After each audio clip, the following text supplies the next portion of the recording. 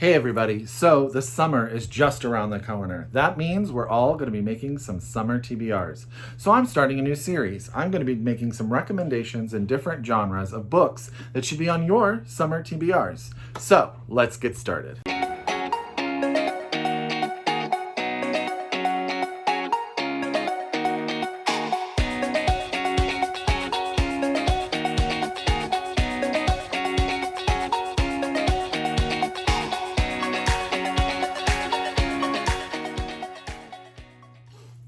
Hi everybody and welcome back to my channel. It's Russell with Ink and Paper Blog. How are you doing right now? I hope you're doing well. I hope you're healthy. I hope you're happy. I hope you're safe. And I hope you are reading some amazing books. I just started a book this morning. Ooh, it is so good and I cannot wait to tell you about it. That was a teaser. But today I am starting a new video series because the summer is here. This weekend coming up is Memorial Day weekend here in the United States. So a lot of us are going to have a 3-day weekend.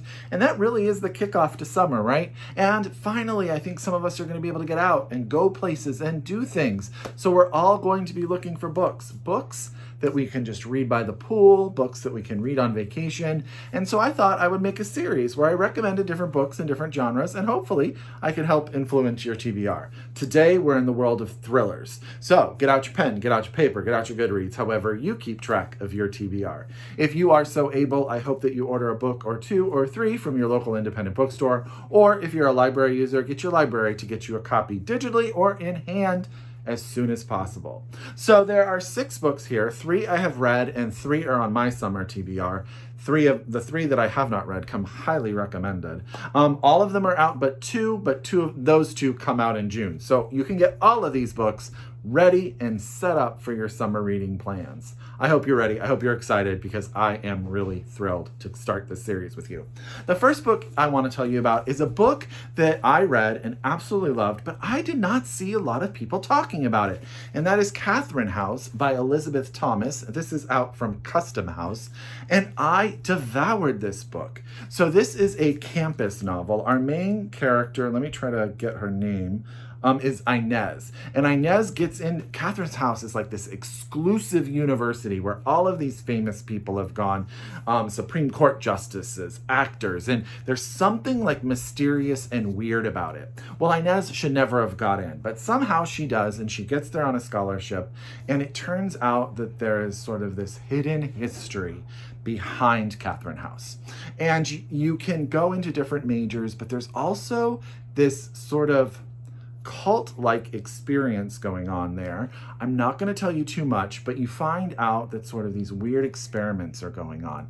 And as Inez sorts of digs into it, people start to disappear. She starts to receive threats. Is she going to be safe? Is all of the stuff that she's doing gets away in sort of in the way of her academics? And so is she going to be okay?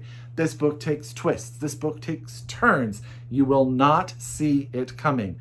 And yeah, it is really, really good. You will fly through it. I absolutely promise. It's got this weird sort of like sci-fi experimenty campus novel thing going on. I can't explain it. It's so good.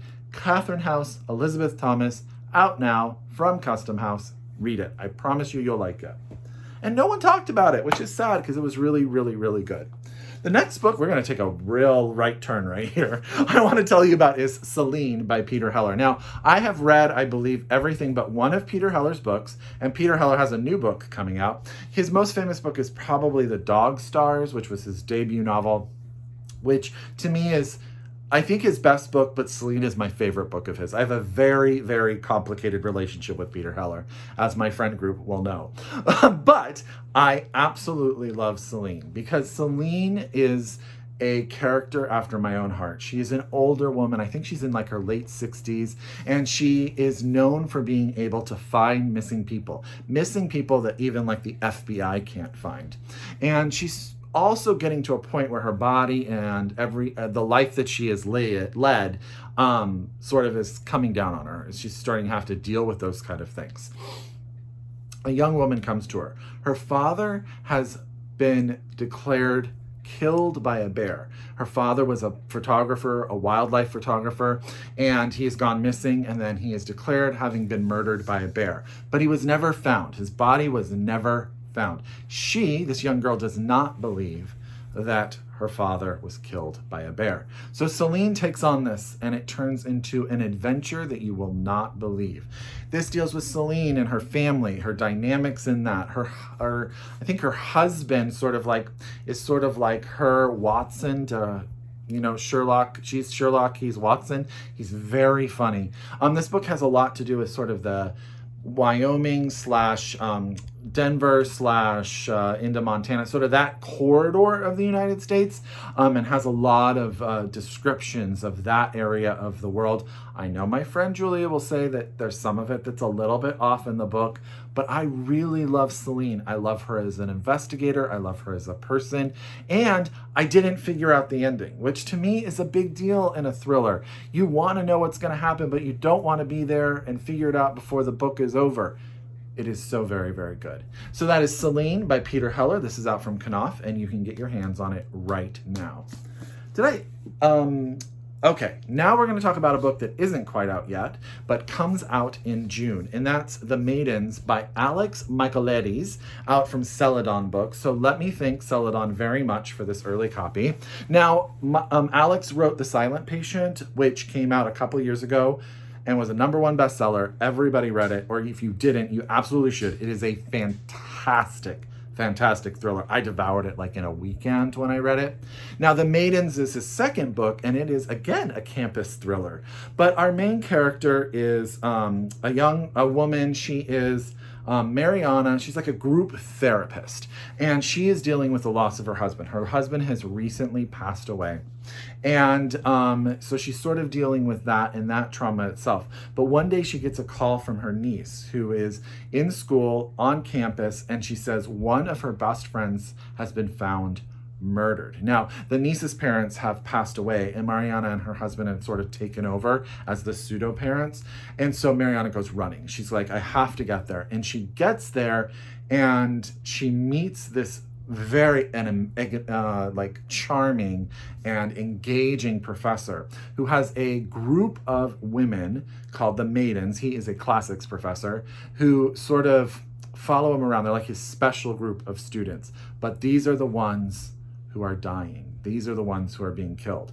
And she sort of becomes her own investigator into this. And it is crazy. It is so good. Now, it is a slow burn in the beginning because Alex has to set up sort of like the dynamics of everything. There's some discussions about, there's a lot of intellectuality to it because it is a campus novel, but you are given these tidbits, so you have to pay attention, because by the end, you're like, why didn't I see that coming? That was not what I thought was going to happen. But if I had been paying attention, there you go. It is really good. I read it super fast. I highly recommend The Silent Patient. I highly recommend The Maidens by Alex Michaelides, out from Celadon Books. This comes out in June. I'm not sure if I know the exact date. I think it's in the middle of June. Sorry, I don't have the date written down. But pre-order it, get it on your thing. You can add it to any TBR for the summer reading. Okay, so now we're going to talk about the 3 books that I haven't read that are on my summer TBR. And we're going to start with a book that was recommended and lent to me by my friend Ryan, who hosts the Spilling Tea Book Club with me. And that's The Plot by Jean Hanff Korelitz. Am I saying that right? Korelitz. And this is also out from Celadon Books. Now, this sounds so good. And Ryan said it is a page turner, and you can trust him because I trust him.